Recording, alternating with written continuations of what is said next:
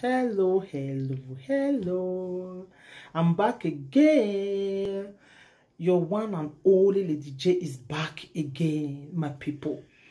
Today, I want to talk about Monica Lobolobo, aka Shine Your Shine. My people. I beg, Monica don't finally come out. She can't beg. Say make una forgive her. She can't beg.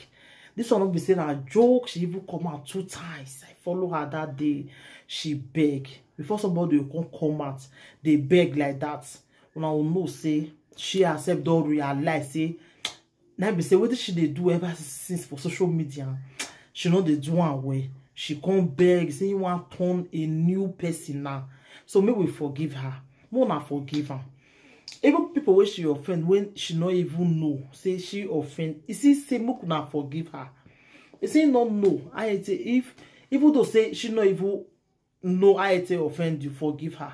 We know say she don't bully many people. If we not see look in the other way, and those people they bring the matter for her. But we not be that one we did now. But we forgive her. More not forgive her. As well of many people don't say they don't forgive her, may it be like that. More not forgive her, I beg. Even me, I see they join her, they beg. You know, easy. I beg. She don't finally come and she don't beg. But some people see they swear for her. Some people see they come out to the night, they swear for her. You not be God. Only God. Now go talk, say I don't go forgive person. But God, upon this sin, where would they commit every day? He go still come out. He go still say, forgive us. You go say, we will see pray for and say, God, I beg forgive me my sin. I know I have sinned against you. Forgive me. You go still forgive you. You will be human being. You go say, I don't go forgive person. Are you kidding me right now? Forgive so that it will come up for your mind. Forgive. People they do me things, but I will just overlook them.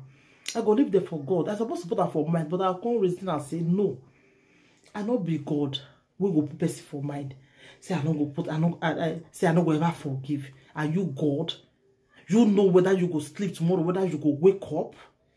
You know what will go happen to you tomorrow. You will say you don't go forgive person.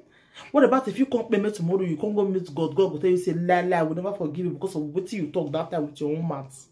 And you go claim say you they go church. You go claim say you they preach for Facebook or for YouTube. But you see they say you can never. That word I don't want to hear and say I can never forgive you. Are you God, my dear? You are not God. So forgive and forget. Forgive not me say you go to make friend with that person. Forgive me say I don't forgive you. May everybody go in your separate ways, but I not get you for my again. Mona forgive. Even Precious makes it come and say, saying forgive her. You know the way they tell you, that lady, the way they tell you insult her. But she still come out. When I see her today, I say, yes, you have a heart of gold. For you to even say, yes, I forgive. You know, forgive. So that God will still forgive you for your own sin. You understand? Forgive. We will learn to forgive each other. Forgive not me say you be mumu. Forgive not me say you don't know what you do. But forgive. Forgive, my dear. If you don't come forgive, now you can't know. God knows, say she will come out, can't really talk, say Mona forgive her. Una don't know what she they pass through for his house there. Una don't know what it make her can't really come out saying one apologize. Even her own best friend, they say apologize to that one. He apologized to her. Because she knows say she wrong her. She apologized.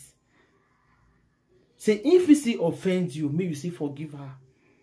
Even that one can see reply, say Monica say teach her so many things before. Quarrel, now they make sure they can't talk with they can't talk. So maybe we forgive them. Forgive. She don't beg. What I say me she do again. She don't beg. So forgive her, my dear. Thank you everybody. I don't want to make this video too long. God